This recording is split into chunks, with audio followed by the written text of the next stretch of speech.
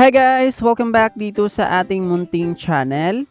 So for today's video ay magkakaroon tayo guys ng live withdrawal dito sa Trickshot Blitz application. Alright, as you can see dito guys, meron na tayong earnings na 13,300 RLY or Rally token. So ngayon guys, gagawa natin siya ng live withdrawal para ma-prove natin na talagang paying itong kanilang application. So panoorin mo lang itong buong video dahil ituturo ko po sa inyo guys step by step kung paano yan malipat sa ating mga GCash account or GCash wallet.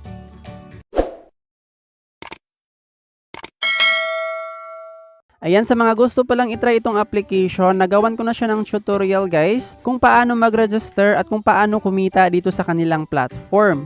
So ilagay ko na lang yung video link dyan sa ating description box at sa comment section para nga po mayroon kayong idea dito kung paano nga ba mag-work itong kanilang platform.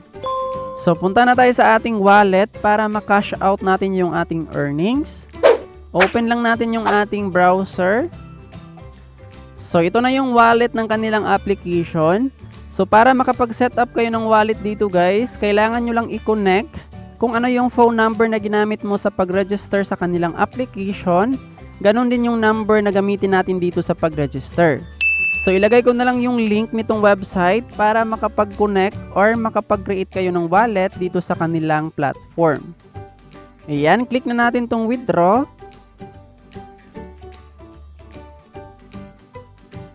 Tapos, punta na tayo sa ating wallet na pag-transfer natin ng ating earnings. So, ito pala yung mga wallet guys na kung saan pwede nga po nating i-trade yung Rally token. So, pwede natin siyang i-trade sa Uniswap, Balancer, Bitget, Upbit, Coinbase. So, sa mga gumamit ng Coinbase, Bitvavo, Gemini, MEXC Global. So, ito yung ginagamit ko guys dahil hindi na natin kailangan mag-verify or mag-KYC para makapag-trade. So, kayo na bahala dyan kung anong wallet ang mas bet nyo gamitin. So, punta tayo sa ating MEXC wallet.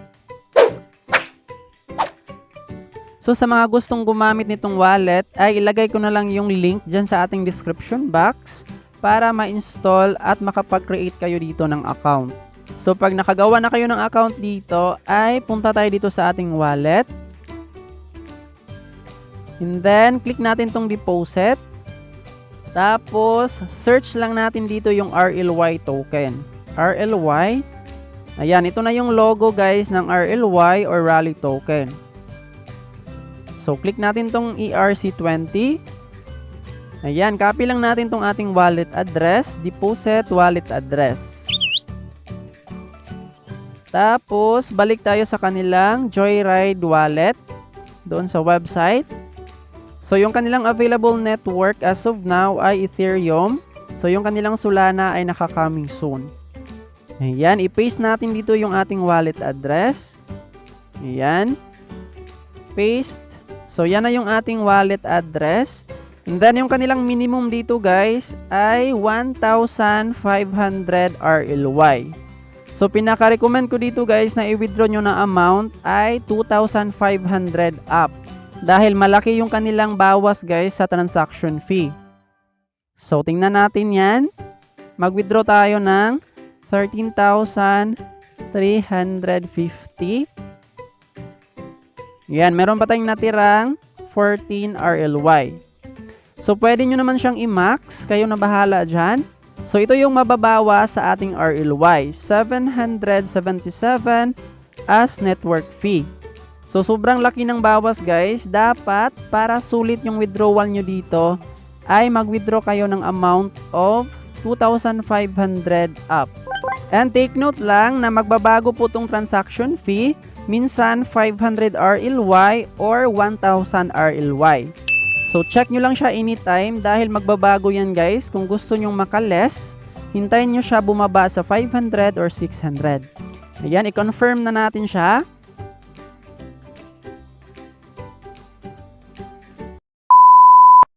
So yun na nga po guys, hindi po natin natuloy yung ating cash out kahapon dahil nga po nagloko tong kanilang website.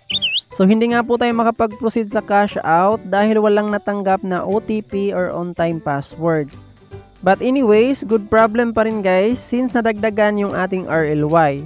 So, ito na yung ating balance, 14,554. Ayan, mag-input muna tayo ng wallet. And then, as of now, ito yung kanilang transaction fee. Push na natin tong confirm. Tapos, meron nga po tayong ma-receive na email verification code and phone verification code. So, ma-receive natin yan sa ating email address na ginamit dito sa pag-register at saka itong phone number. Ayan, click na natin tong submit. And then, withdrawal request submitted. So, ito yung ating receivable guys na RLY 13,829. Click lang natin tong OK. Ayan, ubos na yung ating balance. So, hintayin na lang natin siya pumasok sa ating MEXC wallet. A few minutes later. So, andito na nga yung ating balance na RLY. Mga 5 minutes lang, nag-reflect na dito sa ating spot balance. Ayan, click na natin tong trade. And then, palitan natin to guys ng RLY pair USDT. Search natin dyan, RLY. Ayan, lumabas na siya. Tap lang natin yan. Click natin tong sell. Tapos, itong limit, palitan natin yan ng market. Para mas mabilis ma-sell yung ating RLY. So, ito namang bar, i-drag lang natin yan guys, papunta sa 100%. And then, ito na nga po yung ating RLY. So, click na natin tong sell.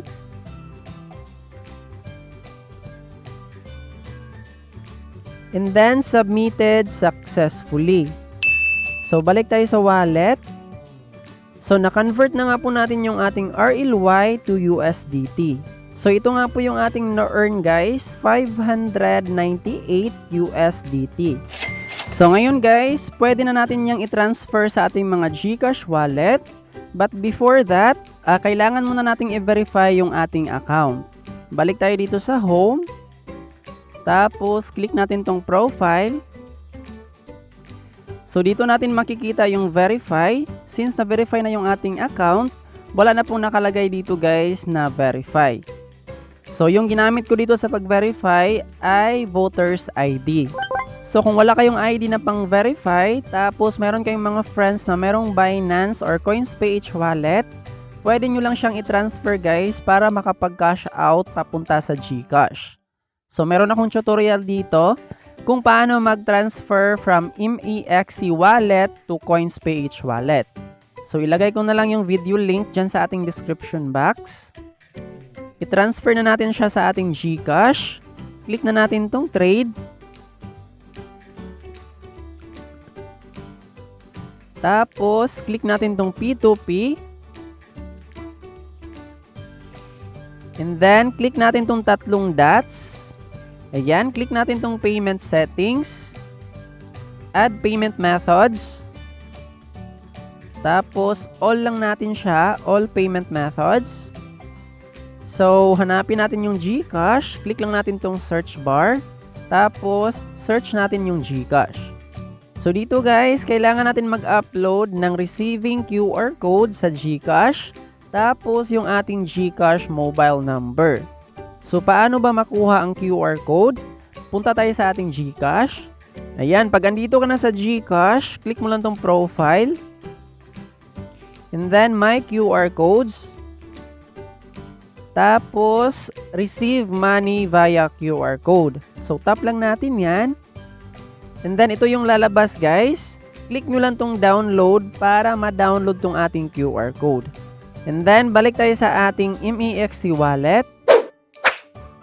Ayan, pag nakaganyan na siya, click na natin tong save. Ayan, ito na nga po yung ating GCash account na na-bound. Balik muna tayo sa ating balance. Punta tayo sa wallets. Tapos, spot. And then, click natin tong transfer. And then, click natin tong arrow up and down. Ayan, as you can see guys, from spot to fiat. Dahil yung ating balance ay nasa spot, i-transfer lang natin siya dito sa fiat. So, ayan na, USDT. Click lang natin tong all. Tapos, click transfer. So, merong note. Click na natin tong trade. Ayan, dito na tayo mapunta sa P2P. So, click natin tong sell since ibenta natin yung ating USDT. So, ito yung mga buyers guys ng USDT. Tapos, ito yung dapat tingnan nyo guys, yung kanilang limit. So, dito nga po sa buyer na to ay bumibili po siya ng limit of 500 to 50,000 pesos. And then, ito nga po yung kanyang payment method. Nagbayad siya through GCash and then banks. So, ito yung pipiliin natin guys, since yung ating funds ay nasa 20,000 plus or 30 plus. So, dapat tingnan nyo rin yung kanilang maximum limit na amount. Halimbawa, meron tayong 60,000 pesos. Hindi po tayo makapagbenta ng ating USDT. So, maghanap tayo ng above 60,000. So, example lang yan. So, ito nga po yung pipiliin natin guys na pagbentahan ng ating USDT. Click na natin tong sell. And then, click lang natin tong all. So, ito nga po yung ating ma-receive guys, 32,922 pesos. So, ito yung remarks ng merchant, online me. Alright, push na natin tong sell USDT. And then, tap lang natin tong ating GCash. Ito yung ating nakabind. So, maghintay lang tayo guys ng 24 minutes. Tapos, pwede natin siyang i-chat dito sa chat box.